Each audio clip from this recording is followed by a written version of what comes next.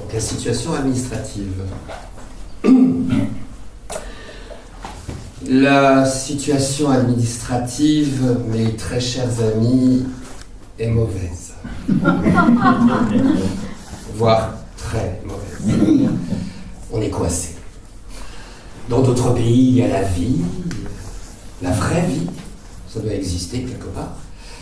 Au-delà de l'arc-en-ciel, à travers le miroir, que sais-je, aux Antilles peut-être.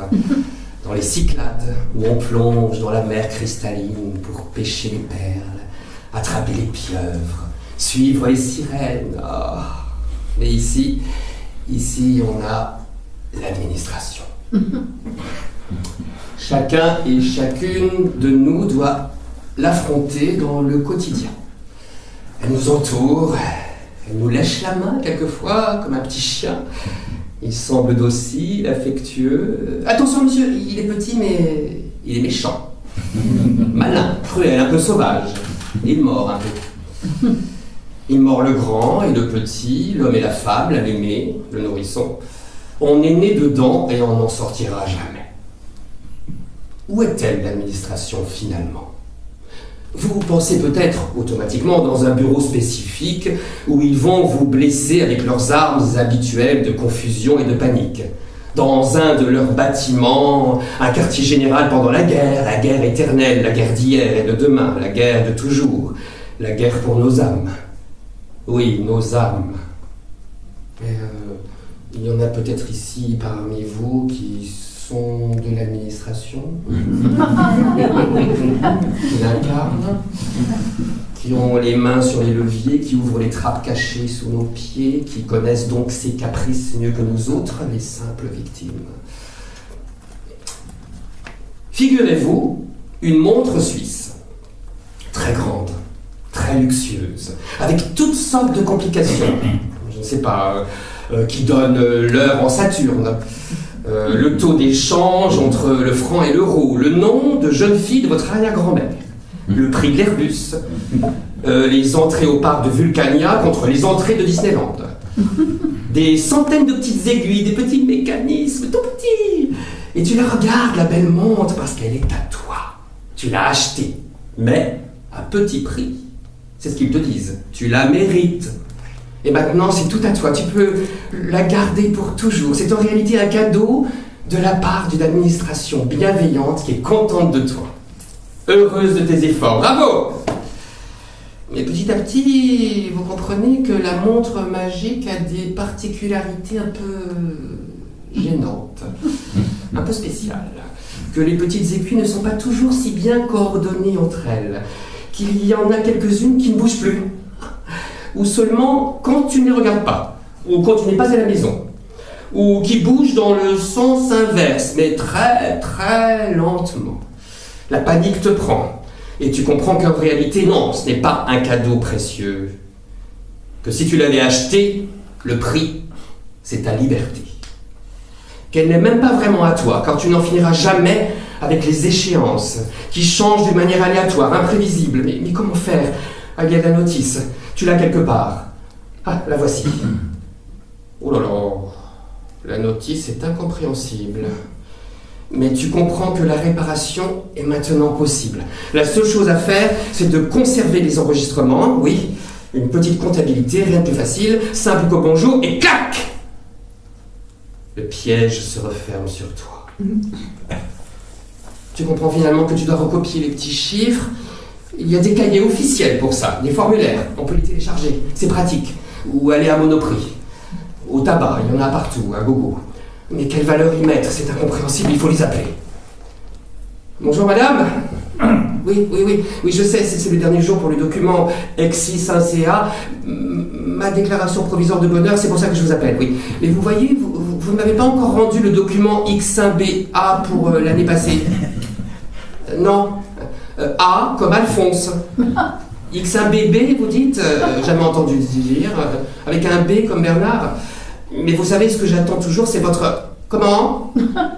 Ma carte de prélèvement? Oui, déjà installée, merci, mais même si ce n'est pas très confortable, oui, voilà. L'X1BA, je dis, avec le code en 16 chiffres qui commence par ma clé de bonheur. C'est celui que j'attends. Ah Ah non, madame, ce n'est pas vous personnellement, je comprends, mais c'est votre collègue. Ah oui, je vois, elle est malade. Ah. Et depuis quand? Ah, longtemps déjà, c'est le stress, le travail. Tout à fait. Je comprends que vous avez beaucoup à faire, oui, tout à fait. Ça doit certainement être difficile pour vous, je comprends. Et drogué en plus. Certainement, ça ne vous regarde pas. Mais non, ah non, pitié, madame. Sans le document ex-un bébé, alors que vous croyez que... Je vois, oui, non, parfaitement, oui. Comme vous dites, c'est très simple, oui. Je dois donc payer 2 fois la cotisation bonheur. Il y aura aussi des majorations aléatoires que vous ne pouvez pas m'expliquer parce que vous avez trop à faire, hein, car votre collègue d'à côté est malade, ou absente, ou trop flippée maintenant par les médicaments fabriqués et vendus par le même système humanitaire et bienveillant pour se bouger de sa place devant la télé. Excellent, merci.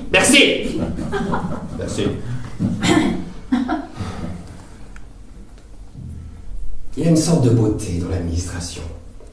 On pourrait parler de pureté, de perfection.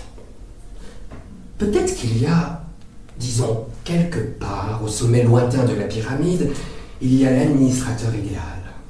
Le type même de l'administrateur, le Napoléon de la gestion, l'Einstein de la fonction publique. Un administrateur peint par Leonardo, sculpté par Rodin. Un demi-dieu, un immortel. Il est bosseur, il a du sérieux. Il produit ses actes d'administration comme n'importe quel banane fonctionnaire de province ou de banlieue, anonyme, modeste, un homme de l'ombre. Mais il ne fait pas d'erreur, car il est omniscient. Il est bienfaisant, généreux, un saint patron, un ange gardien. Avec joie, j'ouvre ses communications. Avec plaisir, je lis ces chiffres harmonieux, rationnels, cartésiens, si beaux sur la page, si inspirants, si vrais, les produits d'une administration paradisiaque, comme celle du ciel en Chine antique, où les plus hauts fonctionnaires partageaient les titres des dragons de l'administration céleste. Mais la réalité n'est pas ça. S'il existe quelque part ce dieu empereur, cet archevêque de l'administration, il se cache. Soit par honte ou par duplicité, je ne saurais pas vous dire. C'est pas lui qui répond au téléphone, en tout cas. Moi, ma situation administrative à moi, impeccable. Vraiment. Ah oui, un jour, même souvent en avance sur les exigences de la machine féroce qui essaie de me manger. Et vous aussi. Probablement. Vous avez tous chez vous vos dossiers bien rangés, vos cahiers, vos fichiers sur l'ordi, des tas de documents qu'il faut garder pendant des générations, que je transmettrai fièrement à ma descendance, la fleur de notre patrimoine. Mes factures, mes déclarations, constats, mes reçus, toutes les évidences d'une vie bien faite. Je laisserai ça comme le témoin de mon existence. Des dossiers épais, mais bien organisés, où un jour quelqu'un qui n'est pas encore né peut savoir combien d'eau j'ai vraiment utilisé en 2012. Toute l'histoire passionnante de l'augmentation de la taxe foncière en 2004 et comment on a conçu ensemble une réponse rationnelle à ce bouleversement de l'ordre administratif habituel. Ils vont comprendre mes petits mensonges, je me demande. Il ne faut pas le dire trop fort, mais vous comprenez. Mais derrière l'organisation impeccable, je devrais avouer qu'il se cache quelques petites, comment les appeler, des fictions, des actes d'imagination, des petits cris de liberté.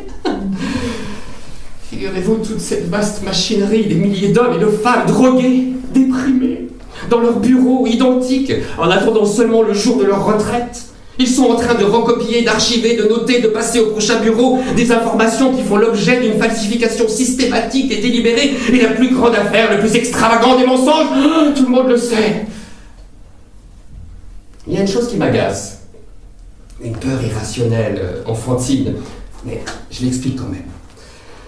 Dans mes petites batailles avec l'administration, vous savez, quand il y a un petit papier qui me demande 10 000 € pour rectifier une erreur administrative qui n'est pas expliquée.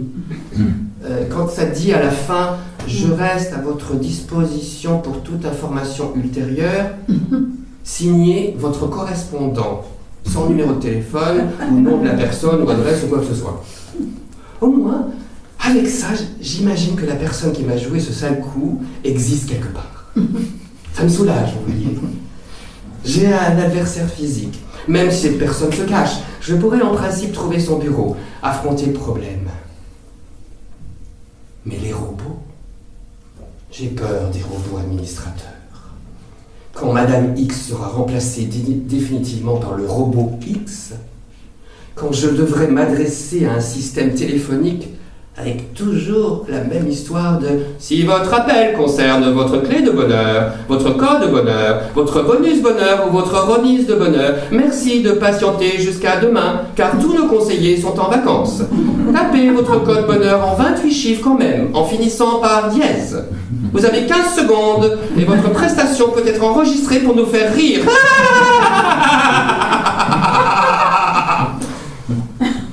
Mais il n'y a que la régression infinie d'autres messageries, d'autres robots, tous parlant avec la même voix, toujours avec les mêmes sales petites chansons joyeuses pendant que tu attends. Vous voyez, oui, j'ai peur de ça. Je dois le dire, ça arrive déjà. C'est trop tard. C'est trop tard.